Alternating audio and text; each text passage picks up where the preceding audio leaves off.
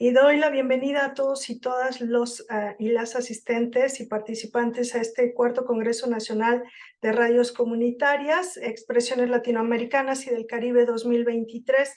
Mi nombre es Edith Molina Carmona, soy profesora investigadora de la Facultad de Ciencias de la Comunicación de la Benemérita Universidad Autónoma de Puebla. Agradecemos su asistencia a esta mesa de trabajo y bueno, para realizar esta mesa de forma ordenada, les voy a pedir a todos que por favor mantengamos micrófonos y cámaras apagadas y bueno, pues podamos estar participando a partir de las exposiciones que van a hacer. Voy a hacer pase de lista, por favor, para que quienes van a participar como ponentes en esta mesa me digan presente, ahorita que los nombre, y ver el tiempo con el que podemos contar. Adna da Silva Rodríguez y Giovanna Borges Mezquita. Adna está presente, soy yo. Bienvenida, Adna. Gracias.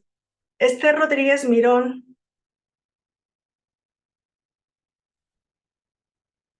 De la Benemérita Universidad Autónoma de Puebla, no está, ok. Beatriz Araín Rodríguez.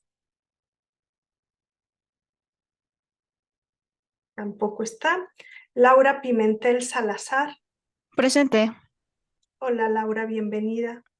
Hola, buenas tardes. Buenas tardes. Rubén Torres Kiwi, de la Universidad de Sonora. Presente. Hola Rubén, bienvenido. Bueno, pues tenemos 3 ponencias, lo cual esperemos que conforme empiecen a exponer, vayamos teniendo también la llegada de nuestros colegas, y de no ser el caso, bueno, pues tendremos un mayor tiempo para estar haciendo una mayor participación y colaboración entre todos al terminar.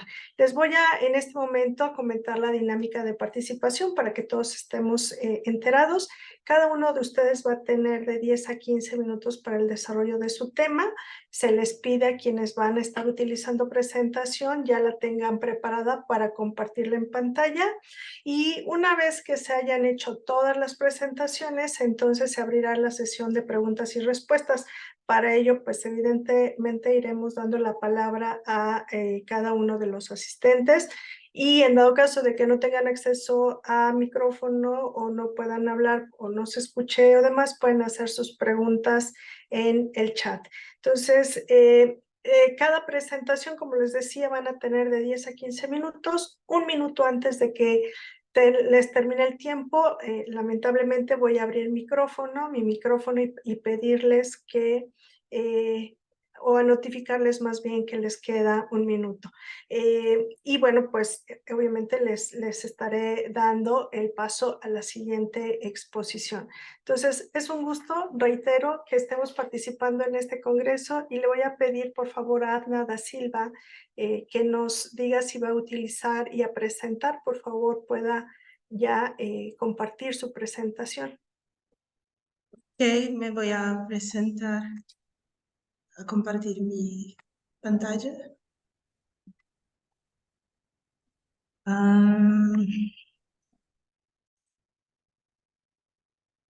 ¿Todos se pueden ver? Sí, sí se ve. Antes de empezar, me gustaría decir que soy brasileña y me voy a presentar en portugués, pero me voy a intentar hacer comprender. Otra cosa, estoy en mi trabajo ahora, entonces solo me puedo presentar y tengo que salir porque estoy en la oficina ahora. Entonces, por favor, no, me voy a abrir la cámara. Entonces, ¿me puedo empezar? Adelante, Adna, por favor. Ok. O nome do meu projeto é A Voz da Lama, o protagonismo de uma rádio comunitária de andada no combate ao coronavírus, que é uma rádio que funciona na cidade do Recife, que é um bairro periférico do Nordeste do Brasil. E antes de falar da rádio propriamente dita, eu quero falar um pouco do bairro em que essa rádio surgiu durante a pandemia do coronavírus aqui no Brasil. O bairro do Pina, ele é um bairro periférico e é um dos bairros mais desiguais da é a capital do estado, né? Na capital do estado onde ele está localizado, e é um bairro que tem um alto contraste entre ricos e pobres. Existem mais de 600 famílias vivendo em casas flutuantes com baixíssimos índices de água encanada e coleta de lixo. E, ao mesmo tempo, é o bairro onde se tem o metro quadrado mais caro da cidade. Ao longo dos 2 anos de pandemia, em que fizemos o recorte para essa pesquisa, o bairro do Pina acumulou mais de 100 mortes por coronavírus.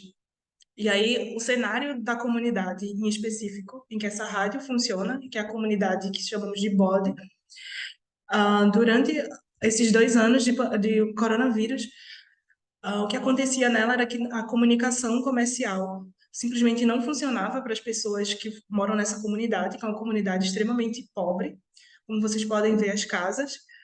Muita fake news, falta de ações preventivas, por ser um vírus já ainda uma novidade para a prefeitura e para o governo do país, falta de condições básicas de higiene e também falta de condições financeiras das famílias que vivem nessas casas, nesse tipo de moradia, que chamamos de palafita, para aderir ao lockdown. Daí, qual o problema de pesquisa que deu início a esse projeto? Tentar entender qual a singularidade da rádio de Andada, a Voz da Lama, em comunicar o surgimento da pandemia às comunidades de contextos populares, ou seja, as comunidades mais pobres, em um momento de crise tanto sanitária quanto crise da informação.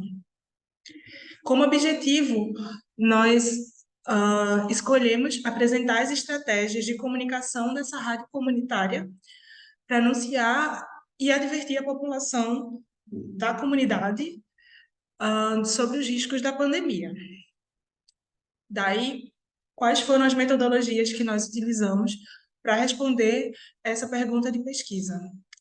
Inicialmente, a revisão bibliográfica, que também depois combinamos com dados documentais, que foram 2 anos de relatórios da pandemia emitidos pela prefeitura da cidade. E aí nós selecionamos durante 2 anos, coletamos todos esses relatórios para entender quais os bairros onde tinham maior número de infecção, maior número de mortes e também recuperação do coronavírus, e também entrevistas informais e semi-estruturadas com os membros da rádio. Não conseguimos entrevistar pessoas do bairro em si, em que a rádio funcionava por uma questão de segurança no período de coronavírus. E aí, o que é a Voz da Lama? A Voz da Lama ela é essa rádio que surge no calor da pandemia, e ela é uma rádio comunitária que surgiu no estúdio de um intercambista francês que morava nessa comunidade, que é a comunidade também onde eu moro. A rádio iniciou com cerca de 40 voluntários entre moradores da comunidade do Bode, na cidade do Recife, e outros parceiros de comunidades vizinhas. E tinha como público-alvo as pessoas do lado de dentro do bairro, ou seja, as pessoas mais carentes, que moravam nessas casas com péssimas condições sanitárias. Essa rádio ela divulgou 4 episódios, ela lançou 4 episódios durante a pandemia, entre 2020 e 2021. E esses conteúdos circularam de barco, que eles chamam de barcoteca, um pequeno barquinho de pesca, biketeca, que é uma bicicleta com caixa de som, rádio poste e também a rádio FM. Esses são os veículos onde essa rádio circulava esses conteúdos, por barco e por bicicleta com caixa de som. E essa foto do estúdio da rádio, que 1 ano depois se tornaria a casa oficial dessa rádio. A Rádio Voz da Lama ela tem vários pontos assim especiais que tornam essa rádio diferenciada das outras rádios que acontecem, que estão em funcionamento aqui no Recife, aqui no Brasil. A programação dela, como um todo, faz referência a elementos do mangue, que é o tipo de vegetação característica da região em que a comunidade está inserida. Ela tem uma produção própria de vinhetas e canções, ou seja, todo o conteúdo dela, ou pelo menos quase 100% dos conteúdos, são produzidos na própria comunidade. Músicas, poemas, é, toda a questão da a comunidade que produz praticamente a construção coletiva de conteúdo, envolvimento da comunidade nas fases de planejamento, locução, distribuição de conteúdo e também a identificação de pautas na comunidade a partir de reuniões semanais. As pessoas conversam entre si, saem para conversar com as pessoas que moram na mesma comunidade para entender as necessidades e montar os programas que vão ao ar e circulam nesses barcos, bicicletas. E essa é a foto, como eu falei, do estúdio de núcleo de comunicação Caranguejos Pensantes, que surgiu um ano depois que a rádio foi lançada. Como eu falei no começo, a rádio começou num estúdio de um intercambista francês que morava na comunidade e depois consegue, a partir de ações para levantar, arrecadar fundos, criar um próprio núcleo de comunicação. Esse é o prédio em que a rádio funciona. Não só a rádio funciona nesse prédio, mas também existe uma biblioteca comunitária, existe uma cozinha comunitária. Então, esse prédio é praticamente uma casa coletiva, onde acontecem várias atividades para pessoas, crianças, adultos, idosos na comunidade. Essas fotos são as pessoas que fazem parte da equipe da rádio, que durante a pandemia fizeram ações não só de circular o conteúdo pela rádio, da rádio por bicicleta e por barco, mas também saíram com os alto-falantes, distribuindo kits de higiene e de limpeza para que as pessoas da comunidade pudessem se prevenir da melhor forma do vírus, do corona. E aí, esse basicamente foi o nosso aporte teórico, que eu não vou me demorar muito nele por causa do tempo. Mas aí, basicamente, para entender sobre rádio comunitária, nós estudamos Peruso, principalmente. Também nos aprofundamos no estudo de comunicação comunitária, mais uma vez com Peruso, Cabral, Kaplum, Freire, Paiva. E estudamos também a própria história do bairro para entender quão significativo o funcionamento dessa rádio era para a comunidade, estudando a formação do bairro, formação de subúrbios no Brasil e também a questão de cidadania, com Silva, Bitum, Miranda e Souza e também Santos. E aí, como eu comentei sobre as metodologias, nós analisamos as entrevistas que foram realizadas com as pessoas da rádio. E aí, a partir dessas entrevistas, o que nós podemos entender? A entrevista, primeiro, inicialmente, foram feitas com o fundador da rádio, que é o Cacau Gomes, e Maíra Cabral, que era uma voluntária e educadora da rádio. E fizemos um questionário envolvendo 6 perguntas para entender motivação da criação da rádio, participação da comunidade, definição de rotas dos veículos e como a equipe enxergava o trabalho desenvolvido. E a partir desse questionário, nós dividimos as respostas em 3 grandes blocos: dinâmica interna, estratégia de comunicação e ações durante a pandemia. E aí, dentro da dinâmica interna, nós entendemos que a Rádio Voz da Lama, ela tem um modus operandi muito parecido, muito semelhante com o modelo de rádio ideal de Robert McLeish, onde a sequência é basicamente da apuração de pautas na comunidade, brainstorming para as pautas, seleção de urgências, divisão de funções, prazo para produção, apresentação de pautas, curadoria, adaptação do texto e gravação da pauta. E, a partir das entrevistas, entendemos que os conteúdos reprováveis pela rádio, pela curadoria da sua equipe, são os conteúdos que envolvem homofobia, racismo e apologia à violência. Também identificamos um trabalho horizontal com um nível elevado de participação, segundo o Peruso.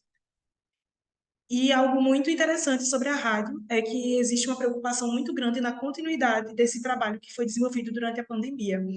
Por isso, a rádio faz uma formação de rádio não formal para os membros, ou seja, qualquer pessoa da rádio que domina um pouco mais determinado conteúdo grava vídeos e deixa disponível na biblioteca virtual da rádio para que todas as pessoas possam ter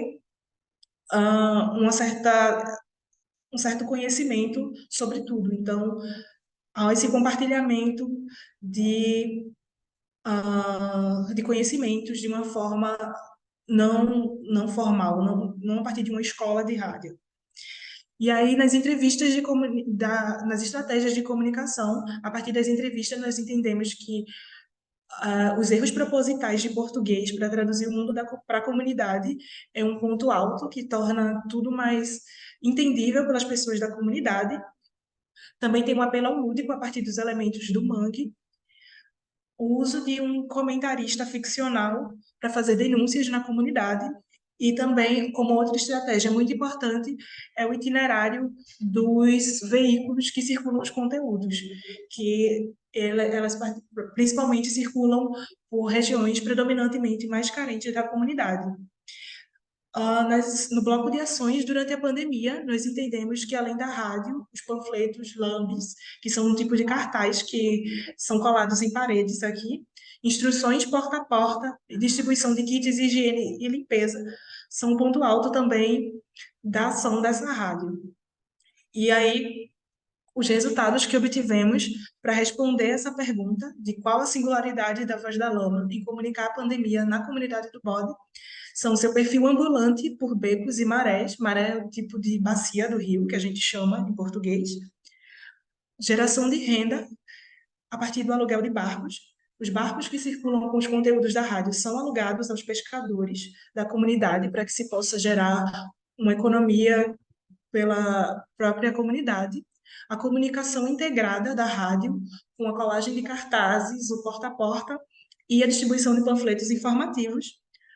A expansão da rádio na web, a existência desse comentarista fictício para fazer denúncias, inclusive de descaso na comunidade durante esse surto de coronavírus, equipes com igualdade de gênero, curadoria de pautas livres de preconceito e segmentação do público por área de residência.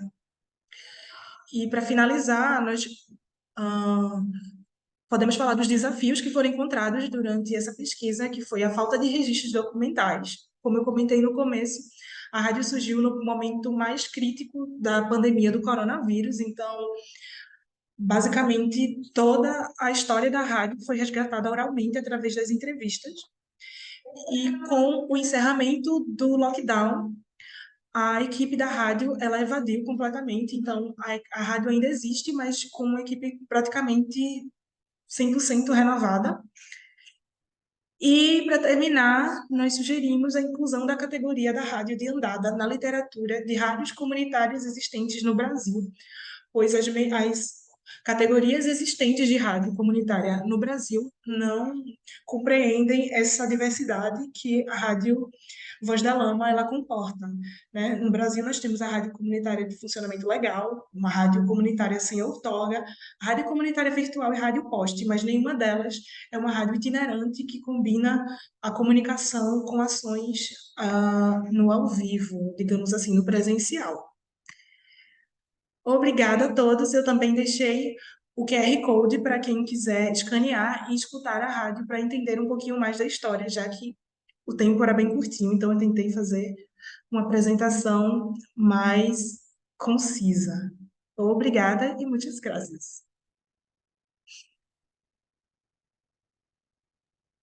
Muito obrigada, Adna. Es muy interesante tu presentación.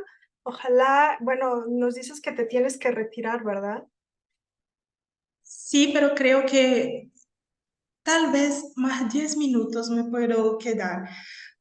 Me gustaría de saber si me puedo hacer comprendida, porque no tengo la fluidez en español ainda, todavía. Estoy mezclando con portugués, pero si hay alguna cosa que te gustaría que tornase más claro, me puedo intentar.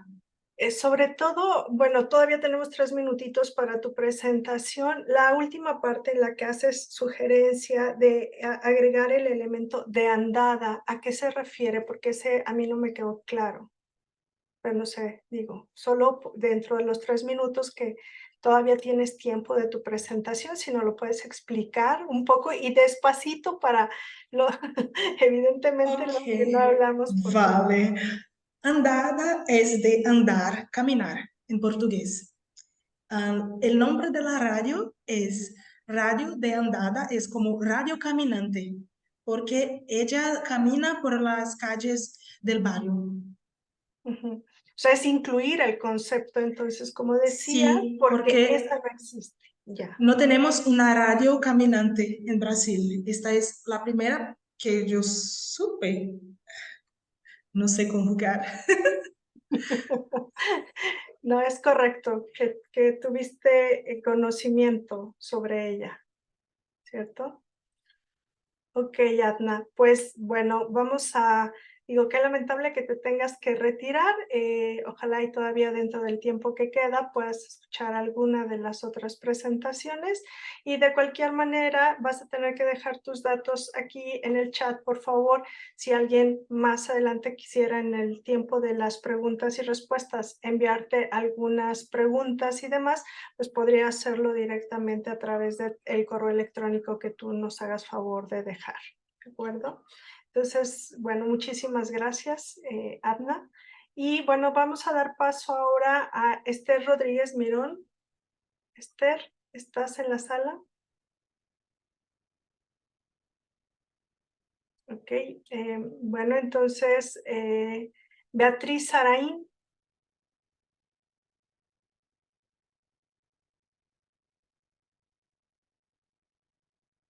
¿No?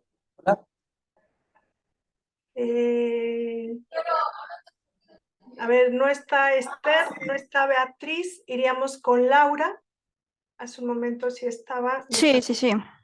Adelante, Laura, por favor. Ahorita comparto pantalla. Claro que sí. A ver, Bienvenida.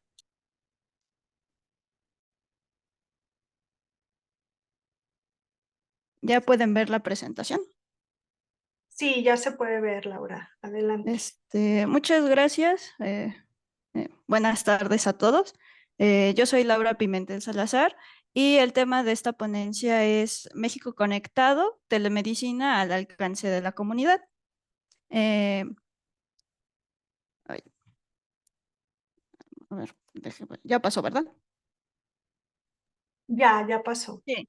A manera de contenido general, lo que voy a tocar en esta presentación, pues va a ser una pequeña introducción sobre la telemedicina, sus ventajas, sus limitaciones. Voy a hablar un poco sobre los casos de éxito que se tienen registrados en la literatura referente al continente latinoamericano.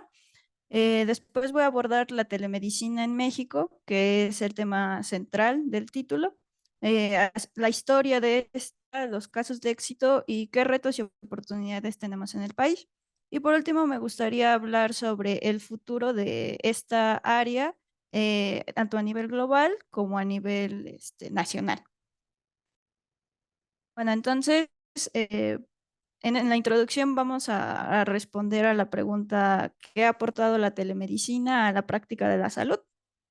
Y bueno, voy a comenzar diciendo que la OMS define a la telemedicina como aportar servicios de salud, donde la distancia es un factor crítico usando las nuevas tecnologías de la comunicación para el intercambio de información en el diagnóstico, tratamiento, prevención de enfermedades, investigación, evaluación y educación continua de los proveedores de salud, todo con el interés de mejorar la salud de los individuos y sus comunidades.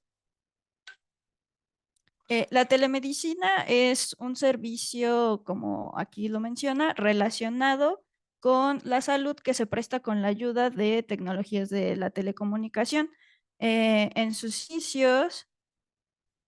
inicios fue por medio de radio, redes de satélite y televisión. Y su explosión fue con la llegada del Internet. Y bueno, eso lo vamos a ver un poco más adelante. Entonces, primero hay que definir que también hay varios tipos de telemedicina.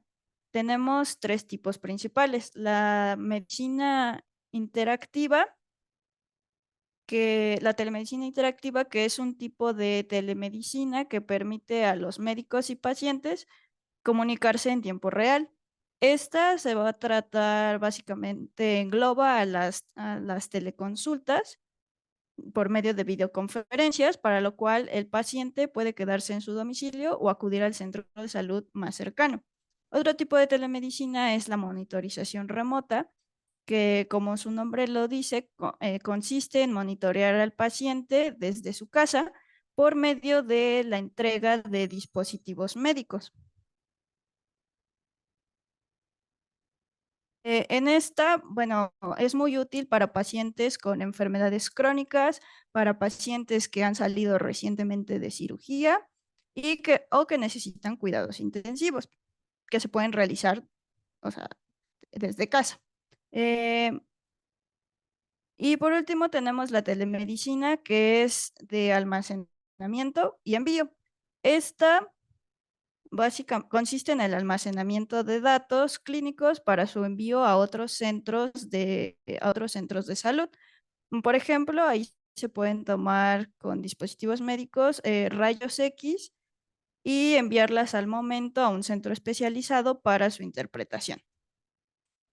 Como ya se los había mencionado, la telemedicina surge gracias a los avances tecnológicos y su historia se remonta a la década de los 1920, bueno, de los 20, cuando la NASA propuso utilizar este tipo de comunicación y de programas de salud con sus astronautas. Se formalizó como un programa en 1958 y, por ejemplo, para 1959 ya teníamos servicios de telemedicina para casos de salud mental y educación médica.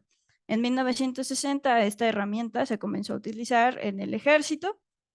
En 1965 se tiene registrado de las primeras teleconsultas de salud mental en Estados Unidos, en los hospitales y clínicas de Estados Unidos, y se formalizó en 1973 su uso en los aeropuertos. En 1978 comenzaron a usarse las redes por satélite. Estas se utilizaban principalmente en comunidades rurales. Un ejemplo que se destaca en la literatura es una clínica rural en Australia. Para el 2005, la OMS ya la declara como parte importante de la medicina, la declara como cibersalud. Y para 2011 se crea el Observatorio Global para la Salud Electrónica, que es uno de los términos que también se utilizan para referirse a la telemedicina. Y uno de sus puntos más importantes donde despegó más su uso fue durante la pandemia del COVID-19, que aumentó exponencialmente hasta el 900% su uso en teleconsultas y otros servicios debido a las barreras que presentó pues, el no poder salir de casa. Entonces, ahora vamos a hablar sobre las ventajas de la telemedicina. Estas decidí dividirlas en dos, las ventajas para los pacientes y las ventajas para las clínicas y hospitales. En este caso, para los pacientes tenemos que la telemedicina representa un menor costo, mejora la atención a nivel preventivo y también, por ejemplo, mejora el acceso a atención sanitaria, así como el acceso a médicos especialistas que pueden atenderlos en cualquier momento. Además, pues las visitas virtuales reducen los desplazamientos, las bajas laborales y la necesidad de dejar al cuidado de otras personas, por ejemplo, a los niños. Em, También una de las ventajas es que se puede hacer un mejor monitoreo en el triaje de urgencias. Para los hospitales, también representa una reducción de costos y mejora la eficiencia dentro de las clínicas. Igualmente aumenta la satisfacción del paciente y pues bueno, también trae nuevos clientes o nuevos pacientes a estas clínicas. Y como ya lo veníamos mencionando, es una herramienta útil para los cuidados posteriores al alta de un paciente. Es importante destacar que los organizadores sanitarios han incorporado a la telemedicina en las consultas médicas y hospitales de enfermería especializada para prestar servicios más eficaces. Bueno, ahora de las principales aplicaciones que tiene la telemedicina, como ya lo hemos venido mencionando, pues son las consultas con especialistas. Algunos especialistas que ya utilizan esta herramienta son los psicólogos, los dermatólogos y los pediatras. Es donde se tiene más información obtenida de la literatura. Igualmente, la telemedicina tiene aplicaciones en los servicios de imagenología. Esta también ayuda a la monitorización remota de pacientes con enfermedades crónicas, con enfermedades degenerativas o que han salido recientemente de cirugía. Igualmente, pues tenemos la atención al paciente en caso de urgencias y un sistema de asesoramiento especializado. Ahora, algunas de las limitaciones de la telemedicina y que son retos a futuro a afrontar es la seguridad de la información y la confidencialidad, ya que no se tiene en algunos países legislado el tema de la protección de datos de las personas. Igualmente, la precisión de los datos y mal diagnóstico, porque a veces pues, se puede tener el equipo para realizar, por ejemplo, imágenes, pero no son fáciles de interpretar para los doctores. En tercer punto, también tenemos los costos de infraestructura. Algunas comunidades no cuentan con servicios de internet, entonces pues no se puede llevar este tipo de tecnología y pues eso hace crecer la brecha digital entre las comunidades que sí tienen acceso a ellas. Igualmente, algunos hospitales tienen que hacer inversiones fuertes para tener infraestructura que les permita dar consultas a larga distancia. También otro de los problemas que se menciona en la literatura son las relaciones paciente-doctor, porque a algunas personas les gusta más estar en contacto con su doctor, o sea, tener esta plática, esta charla uno a uno, en lugar de verlo a través de una pantalla. Y por último, también se han reportado casos de fraude, abuso, mal uso de los datos de los pacientes, que pues esto afecta considerablemente la confianza que tienen los pacientes hacia los doctores. Y bueno, ahora vamos a hablar sobre los casos de éxito en Latinoamérica. Por ejemplo, tenemos a Brasil, que este es uno de los países que tiene de los sistemas más completos y maduros de Sudamérica. En Brasil existe una ley que ayudó al país a tener mejor la infraestructura de telemedicina. Este programa comenzó a funcionar en 2007 por la calidad de la atención primaria, con resultados positivos en el primer nivel de atención. En Argentina tenemos que desde 1997 se ha utilizado los servicios de telemedicina en diferentes áreas, como pediatría, en donde tenemos que el 80% de los pacientes no han necesitado ser trasladados a los hospitales ubicados en Buenos Aires, sino que son atendidos en su comunidad. También tenemos ejemplos en telerehabilitación y en teleradiología. Además, Argentina tiene un acuerdo a nivel internacional con la Asociación Iberoamericana de Telesalud y Telemedicina, donde se informa sobre el uso y la investigación de estas tecnologías. Y pues ahí tiene comunicación con países como España y Portugal.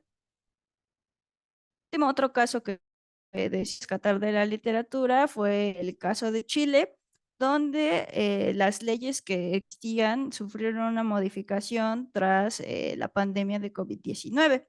En el caso, en Chile aumentó el uso de la telemedicina en un 900% tras el inicio de la pandemia. Y bueno, como ya les he venido diciendo, y creo que es algo de lo más rescatable sobre el tema de la telemedicina, es que esta tuvo un impacto o se empezó a hablar más de ella a raíz del COVID-19. uno de los temas importantes pues fue esto de tener a disposición consultas con médicos especialistas o en las mismas farmacias el acceso a teleconsultas. Igualmente hubo mucho asesoramiento a nivel de salud mental, lo que mejoró la calidad de vida de los pacientes que presentaron algún trastorno o que incluso comenzaron a desarrollar trastornos de ansiedad o sociales a raíz de la pandemia. E igualmente comenzaron a existir más aplicaciones y gadgets que también utilizaban a la telemedicina, o sea, daban reportes de cómo el paciente se sentía en esos días que no podía ver a su doctor. Ahora vamos a hablar de la telemedicina en México. Bueno, como antecedentes de la telemedicina en México, tenemos que en el 2004 se funda el Centro Nacional de Excelencia Tecnológica en Salud, llamado CENETEC. Este, pues, es un organismo semiautónomo de la Secretaría de Salud, designado en el año 2009 como centro colaborador de la OMS y depende, pues, directamente de la Subsecretaría de Integración y Desarrollo del Sector Salud. En la página de este centro de tecnología se encuentran los detalles de algunos programas estatales que funcionan dentro del país. Algunos de los estados que utilizan a la telemedicina y que tienen proyectos en esta son Guerrero, Nayarit, Nuevo León, Querétaro, San Luis Potosí y Zacatecas. Y igualmente en el 2015 se decidió hacer un proyecto de norma para establecer que la telemedicina en México eh, fuera relevante dentro de la ley de salud. Sin embargo, este proyecto fue, fue desechado. Entonces, uno de los retos que se tiene a nivel nacional es la regulación de la telemedicina y pues darle a los hospitales este tipo de opción para que lleguen sus servicios a las comunidades más alejadas dentro del país. Por lo mismo, otro de los retos y oportunidades es la infraestructura. Contar con infraestructura en hospitales, clínicas, centros de salud, pues ir de una inversión un poco fuerte al inicio, pero como hemos visto tiene muchas ventajas y puede ser una herramienta muy útil en el futuro. Y también otra de las cosas con las que se enfrenta el país es pues la aceptación de esta herramienta. Ya sabemos que muchos doctores prefieren tener, por ejemplo, los expedientes clínicos de un paciente en papel y todavía no han migrado a los expedientes clínicos electrónicos, que también es una de las herramientas que puede brindar los softwares de telemedicina.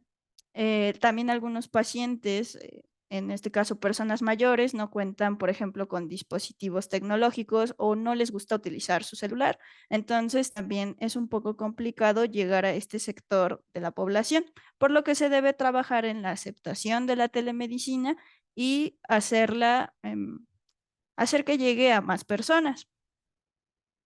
Y bueno, ya para terminar la presentación voy a hablar sobre el futuro de la telemedicina y algunas herramientas que se están utilizando y que son novedosas. En este caso, pues tenemos el uso de la realidad virtual, donde estudiantes de medicina, por ejemplo, están aprendiendo a operar sin ir a un quirófano. Esto fue muy útil, por ejemplo, cuando fueron las clases en línea, fue un método de docencia que algunas universidades emplearon. Igualmente el uso de la inteligencia artificial con ya sea en los dispositivos o en los mismos quirófanos. En el caso también de los gadgets, va a ser una de las cosas que va a seguir en boga porque pues ya tenemos diseñados los relojes, las pulseras y este tipo de monitores. Entonces, pues esto puede ser llevado a un nivel más alto con la implementación de softwares de telemedicina. Y por último, la cirugía remota, que es que los doctores operen desde otro hospital y te esté operando a ti un robot. Entonces, pues esas son algunas herramientas que se van a estar viendo en el futuro y que van a estar acompañándonos en los hospitales. Y pues estas son mis referencias y eso sería todo de mi parte. Muchas gracias por su atención. Muchísimas gracias, Laura. Invito a todos que empiecen a dejar sus comentarios o preguntas al respecto de la presentación de tanto de Laura como de Adna. Y para que no se nos olvide, porque luego al momento de hacer las preguntas decimos, yo tenía una pregunta y ya no la hicimos, ¿no? Entonces, los invito a que dejen esos comentarios, felicitaciones en el chat, por favor. Y vamos a dar paso a Rubén Torres Kiwi con el tema la comunicación y el mensaje sobre la diversidad sexual juvenil en la radio. Adelante, Rubén, por favor, si quieres proyectar y prender tu cámara.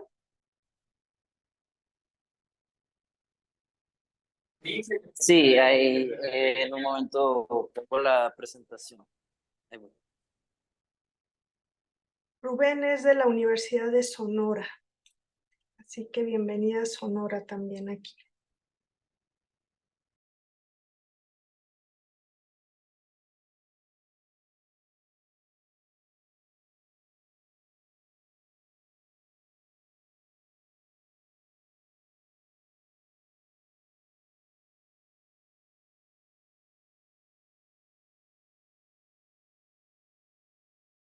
Hola, ¿me escuchan?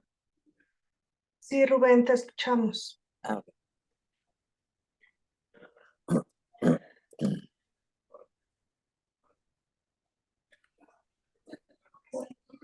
Ah,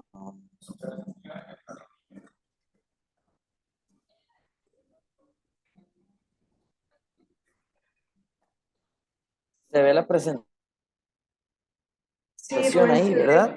sí, sí se ve. Ah, ok, ok. Bueno, había mandado una corrección ahí con el título de la ponencia. Bueno, yo voy a estar presentando acerca de la segmentación social debido pues, al cuidado de la salud mental que se refleja dentro de los medios de comunicación. Eh, pues Rubén, principalmente Rubén, un este, favor, ¿sí? ¿podrías ponerlo en modo presentación para que se vea un poco más amplio? Ah, sí, sí, disculpe, disculpe.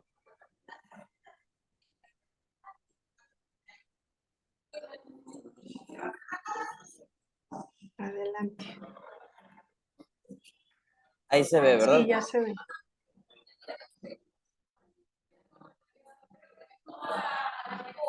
A ver, un segundo,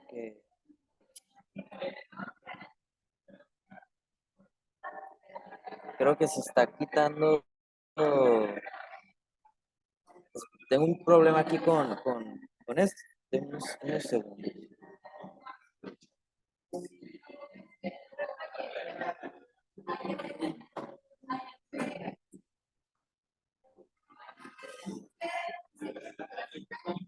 Si quieres continuar así, Rubén, adelante, no hay problema. Ah, ok, ya lo terminé de arreglar. Aquí era un programa que me está interrumpiendo en modo de presentación. Lo voy a continuar. Adelante.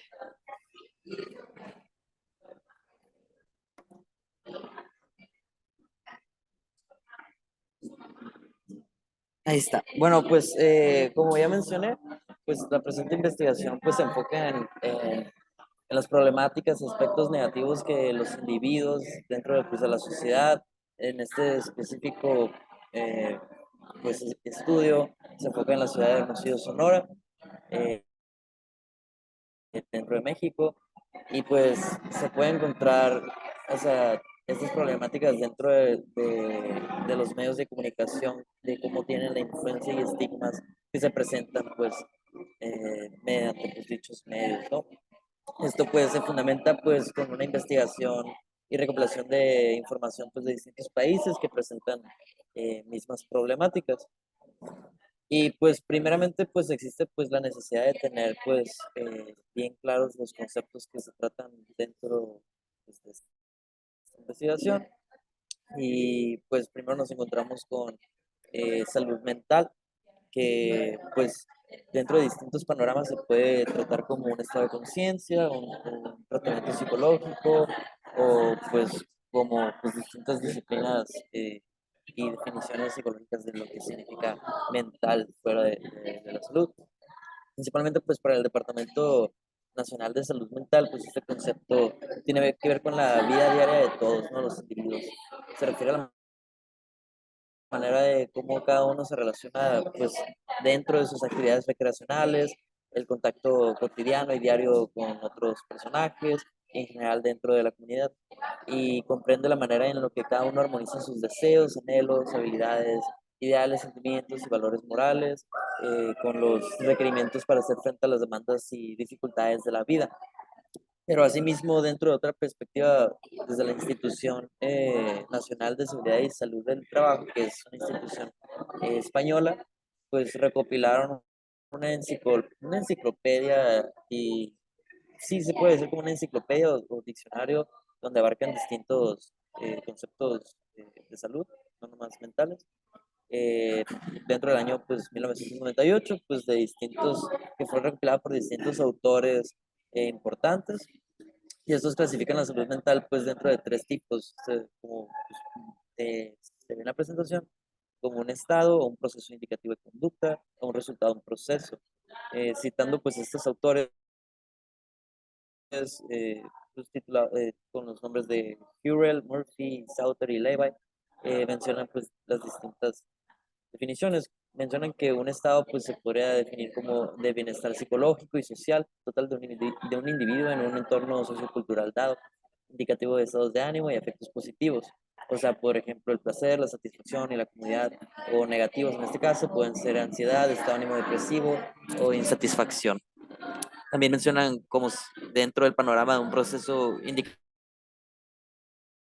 indicativo de conducta, lo mencionan que se puede definir como luchar por conseguir la independencia y autonomía dentro pues, de diferentes aspectos, ¿no? Ya sea socioeconómico, etc. También se atribuye como un proceso que es pues, un estado crónico debido a la confrontación y la confrontación, perdón, me trabé, que se tiene ante el estrés, ¿no? Pues cualquier factor estresante y cómo sucede en el trastorno por un estrés postraumático o la presencia de ese mismo estrés que continúa, pues no puede ser necesariamente intenso, ¿no? Y pues avanzando con el siguiente concepto, pues que sería el estigma. Este pues es de suma importancia pues dentro de esta investigación porque es donde recae todo su enfoque y pues se puede definir que existen ciertos estigmas que dañan o la perspectiva del cuidado y del tratamiento psicológico que los medios de comunicación presentan, ¿no? O sea, de que enfoca esta investigación a cómo necesariamente existe este prejuicio ante las comunidades, principalmente generaciones, no comunidades, eh, pues más adultas, de cómo ir a terapia y buscar de que ayuda psicológica profesional, pues no es bien visto, ¿no? Entonces, pues principalmente en Sonora, ¿no? Que es un estado muy conservador, existe una tendencia sobre estas generaciones adultas, eh, más que nada como generaciones de boomers y así, que pues atribuyen a ir a terapia como para lo que definen ellos como loquitos, ¿no? Es como el último grado, como si fuera un manicomio, etcétera. Entonces estos medios de comunicación refuerzan y reflejan esos estereotipos. Entonces el estigma para Goffman menciona que es un atributo que es profundamente desacreditador y pues se propone que la persona estigmatizada queda reducida de una persona completa y habitual a una persona manchada y rebajada. Entonces, por ende, podemos entender que el concepto de estigma como un grupo de creencias es como un grupo de creencias negativas y con frecuencia pues son falsas, inexactas e injustas, ¿no? Y pues la sociedad la relaciona con ciertas circunstancias, cualidades, fenotipos, son muchos caracteres de distintos ámbitos o incluso personas en su totalidad. Dicho esto, nuestra comunidad, pues en este caso Hermosillo o Sonora, nuestra comunidad no puede quedarse fuera, pues, y actualmente dentro de la sociedad de Hermosillo se pueden encontrar estigmas que, como vengo mencionando, afectan la voluntad y la motivación para iniciar algún tipo de tratamiento psicológico, incluso si no es requerido, ¿no? O sea, si nomás se busca, o sea, si no se tiene un padecimiento crónico o trastorno, a eso me refiero. Pues así es como el caso de los diagnósticos, o sea, cuando incluso nomás quieres ir a hacer un diagnóstico por ciertas dudas que tengas sobre tu personalidad. Entonces, estos prejuicios que existen al asistir con profesionales en psicología van afectando la autoestima de los individuos y retroactivamente de la sociedad a su alrededor, van creando estigmas en su reputación social y laboral de aquellos que eligen asistir con psicólogos, ¿no? Y la Organización Mundial de la Salud, o sea, la OMS, eh, pues, pues afirma pues que los estigmas estos pues realmente son muy difíciles de quitar dentro de los individuos, ¿no? Y sí van teniendo una afectación bastante negativa.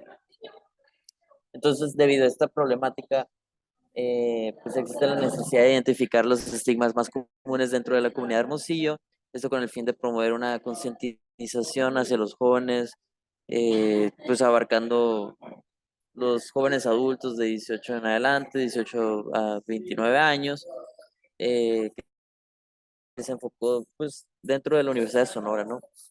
Y busca eliminar estos estigmas o más que nada conocerlos y dentro de los medios de comunicación, o sea, cómo lo refuerzan y los proporcionan. Igualmente, o sea, mencionando la OMS, aproximadamente 5% de los adultos de Latinoamérica tienen depresión y estos pocos reciben tratamiento por distintas causas.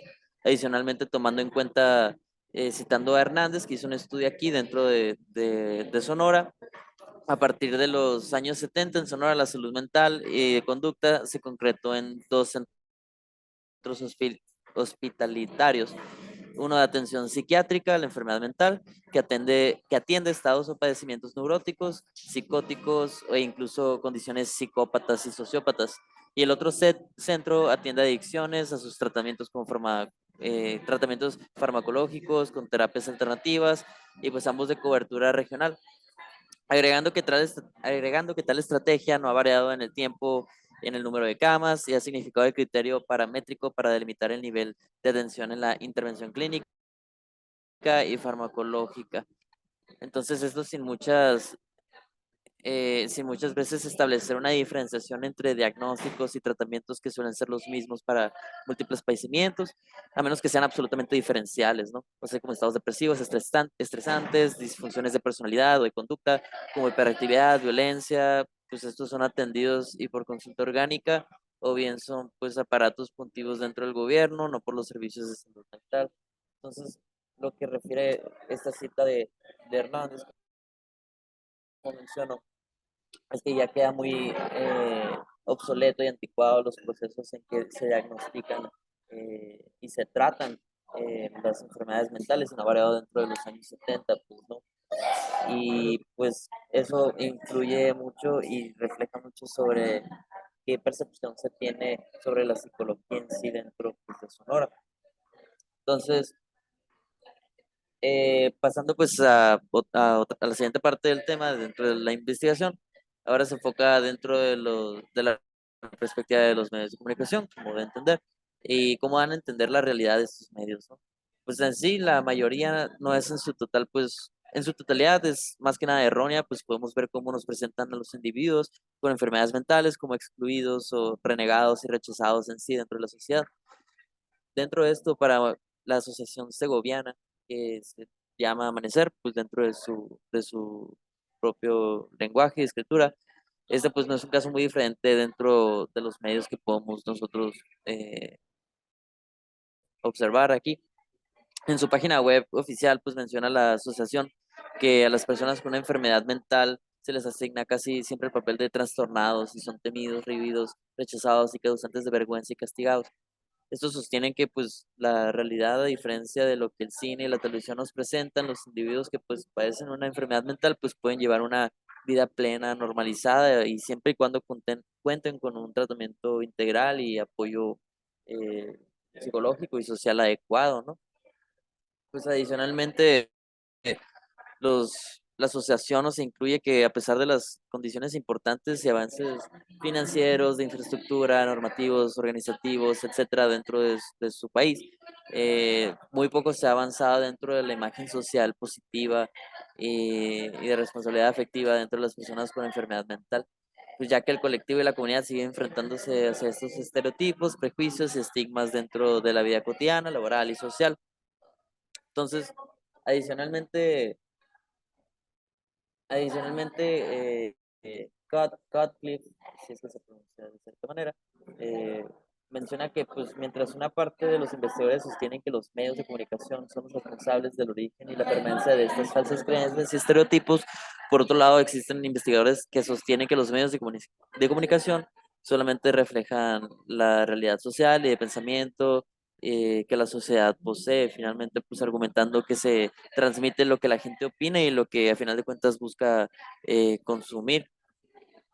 Y por otro lado, desde de la opinión de Dara Roth, eh, pues que es estadounidense, menciona que dentro de los medios de comunicación existe una desproporción muy notable de historias o referencias a personas con trastornos mentales, así como pues se pueden presentar dentro de los headliners de todos los medios de comunicación, como radio, periódico, noticias, etcétera, que pues son títulos bastante llamativos y negativos, ¿no? Entonces, o sea, adicionalmente menciona que si llegan a aparecer representaciones suelen ser eh, negativas y falsas, pues.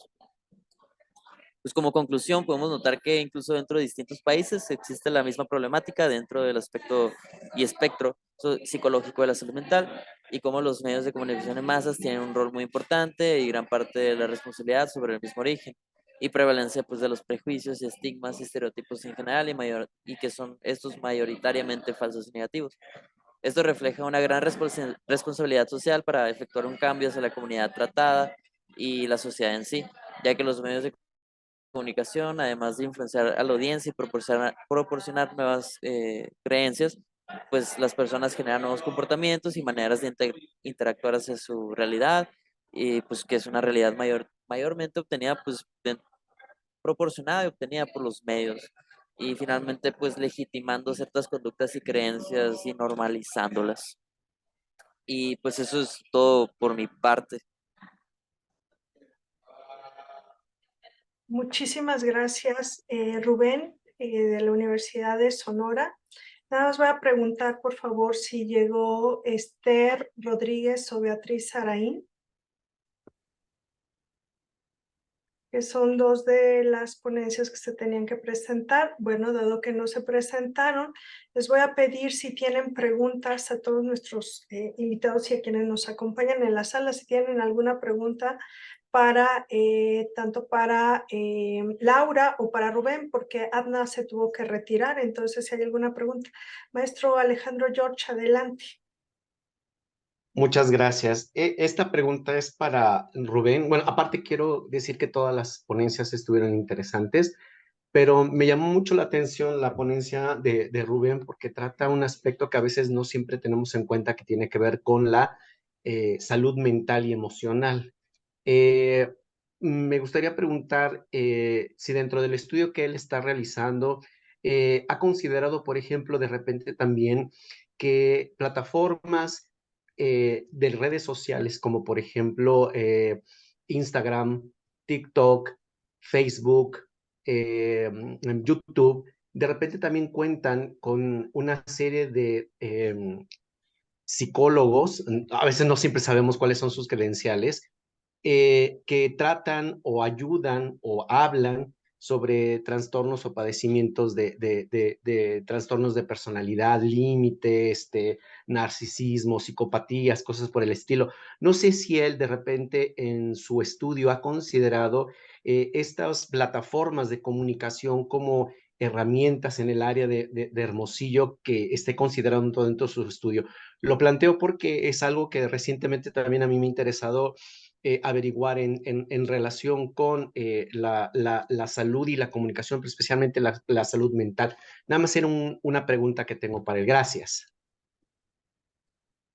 Raúl, perdón, Rubén, adelante. No se te escucha el micro, por favor. Disculpen, se me olvidó prender la cámara. Pero sí, respondiendo pues a la pregunta, pues el enfoque de este estudio realmente no es que no esté interesado sobre el marketing de las redes sociales y pues entre comillas estos nuevos medios, ¿no?, de comunicación dentro pues de la internet, pero se enfoca más que nada pues en la perspectiva y la imagen que tiene la salud mental dentro de generaciones nacidas, pues que ya son adultos ahorita, que tienen alrededor de 30 40 años en adelante, pues nacidas del 85, del 80 para atrás. Y como estos no, generalmente no se tuvo una cultura y una educación sobre salud mental y en qué constituye, pues, ¿no?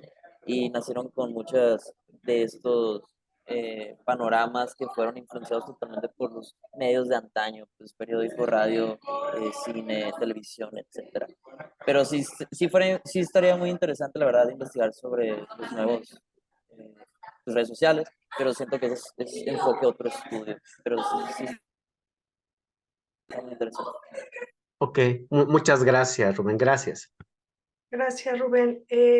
Bueno, yo tengo una pregunta para Laura y bueno, también otra para Rubén. En el caso de Laura, me gustaría que nos comentaras cuál es tu opinión respecto justamente a la parte de la clínica en relación con la telemedicina. Es decir, justamente una parte de la...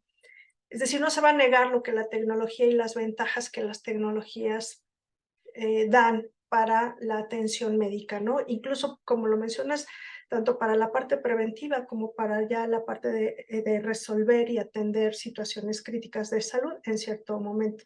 Sin embargo, la parte clínica es para muchos del área de la salud fundamental. Y con esto me refiero a la parte del tocar y sentir y atender la parte de la corporeidad y de la corporalidad también, como uno de los mecanismos para detectar a veces sintomatología y que pues refiere a tener claridad en dónde se está presentando algún tipo de malestar.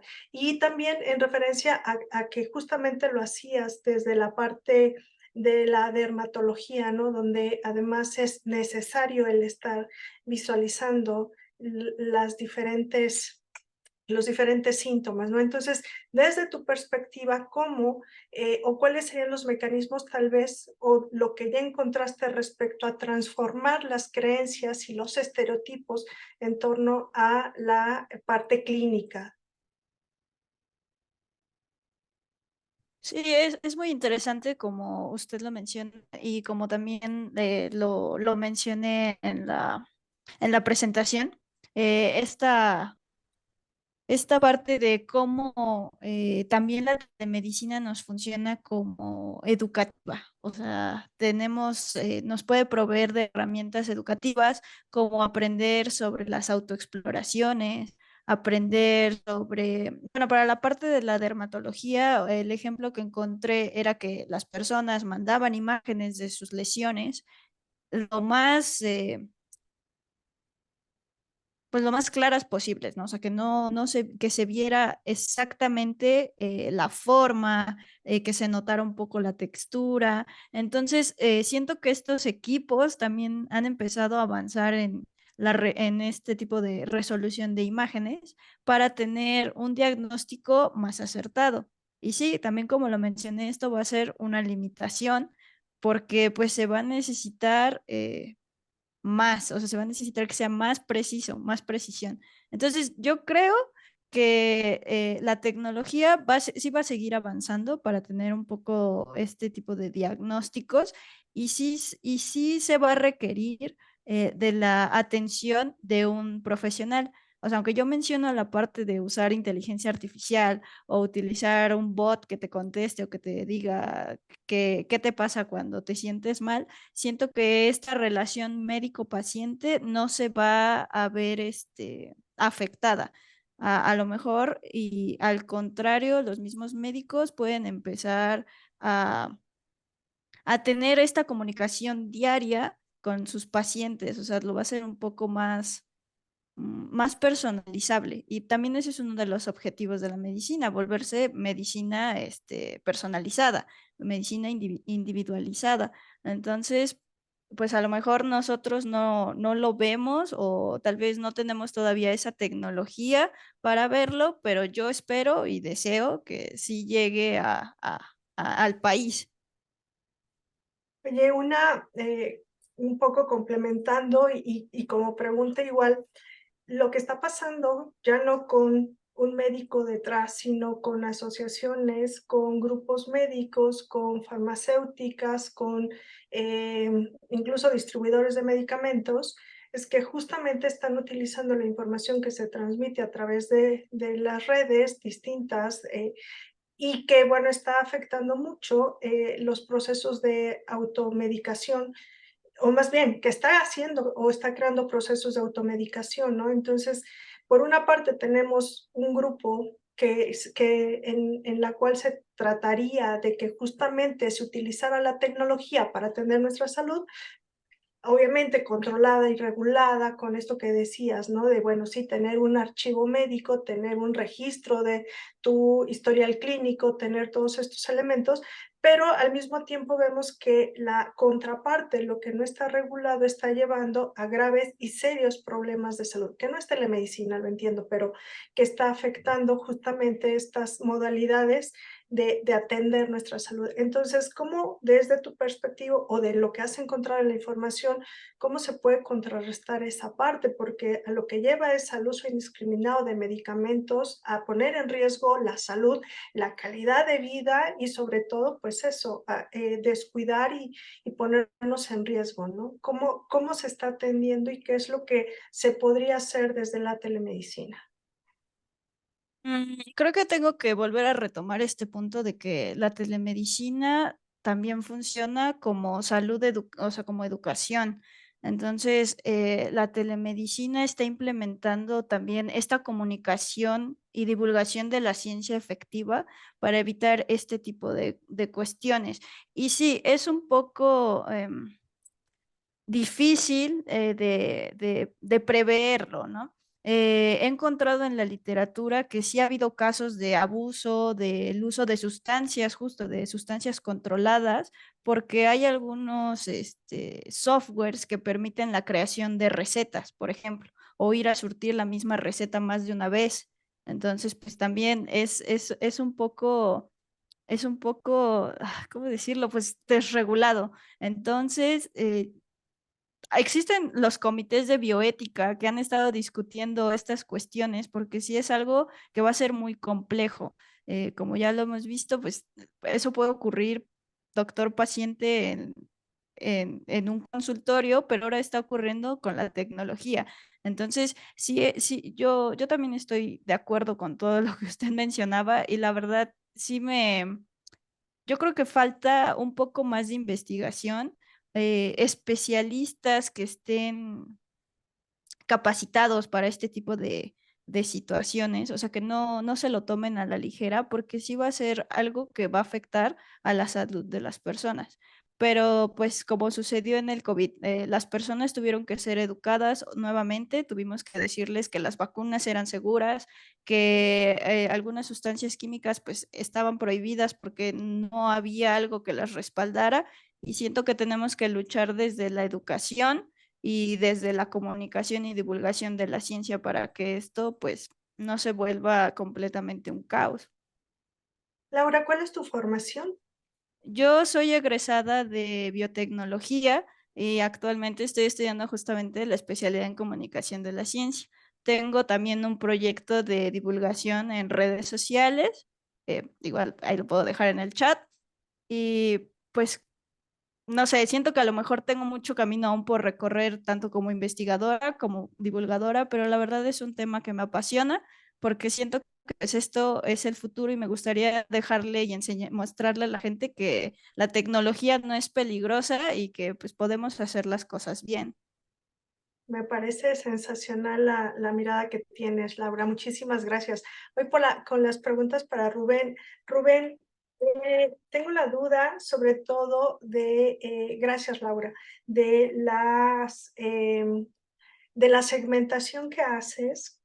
Y bueno, entiendo que la investigación está centrada en la universidad, pero también entiendo que para hablar de estos estigmas se atraviesa no solo por los medios de comunicación, sino por elementos culturales que se tienen en las regiones. En el caso de Puebla, que es, bueno, en este momento, por ejemplo, donde yo estoy, hay una diversidad cultural impresionante y para poder tratar y entender y comprender los estigmas de los que tú hablas, por ejemplo, pues también se requiere tener una perspectiva de esos grupos que existen. Me gustaría que nos ampliaras un poco cuál es esa diversidad cultural a la que se enfrentan en Sonora, si es que lo tienes contemplado, aunque el estudio esté hecho dentro de la institución educativa, me imagino que esa institución también cuenta con toda esta diversidad.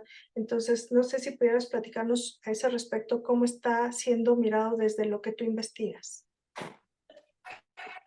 Sí, pues principalmente sí existe una diversidad cultural bastante clara aquí dentro del estado, bueno, dentro de Hermosillo, porque pues no conozco pues otros estados, pero aquí es muy presente que distintas etnias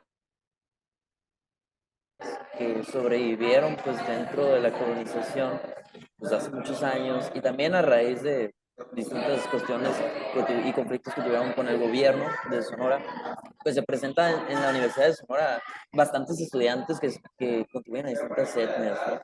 Pues para identificar los principales nombres existen los yaquis y los seris, y muchos de esos, bueno, principalmente los seris, viven como a unas 2 horas, 1 hora y media de la ciudad,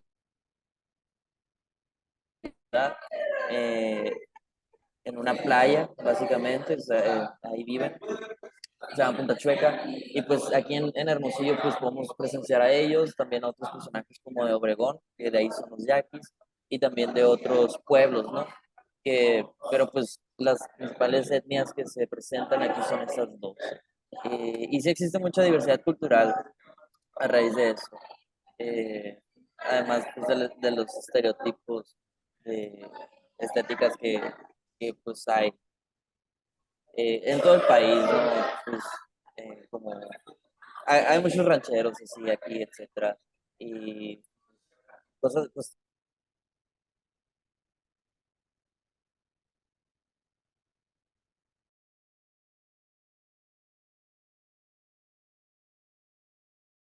Rubén, te dejamos de escuchar, no sé si fue sin querer que cerraste tu micrófono.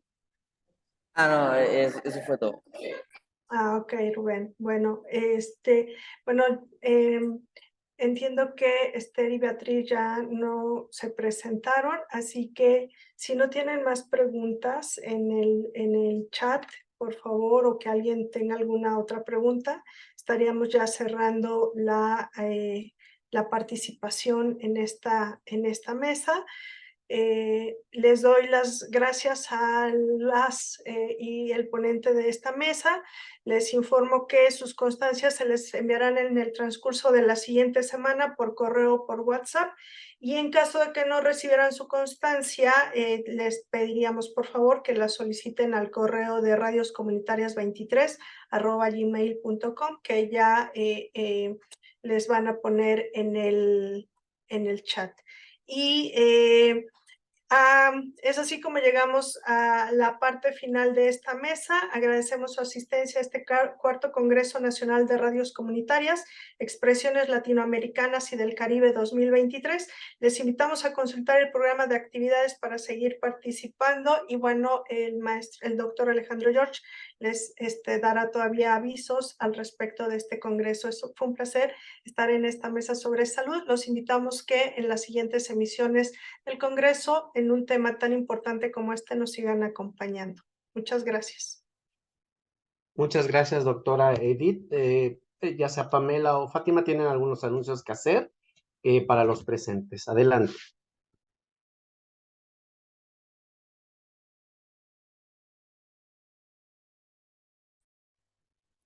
Pamela Sí, sí, ya adelante. creo que todavía no me veo. Permítame. Me muevo aquí. Listo. Para tener constancia de la actividad que estamos realizando, evidencia, les pido de la manera más atenta que por favor enciendan sus cámaras para tener, pues les digo, constancia e evidencia, por favor.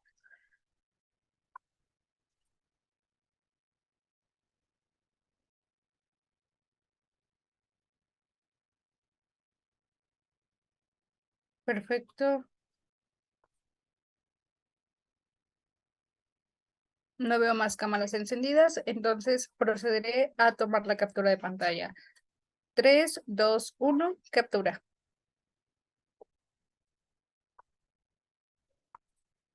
He terminado, muchísimas gracias y cualquier cosa ya tienen los correos y constancias y la constancia les llegará dependiendo a los días y las indicaciones de la profa Mónica. Muchísimas gracias. Muchísimas gracias, Pamela. Bueno, pues así llegamos al fin de esta mesa. Invitamos a todos los presentes a unirse en punto de las 4 de la tarde para la segunda parte del taller 321 al aire impartido por la maestra Sandra Luz Cruz Fuentes. Muchas gracias, excelente tarde, nos vemos a las 4 de la tarde.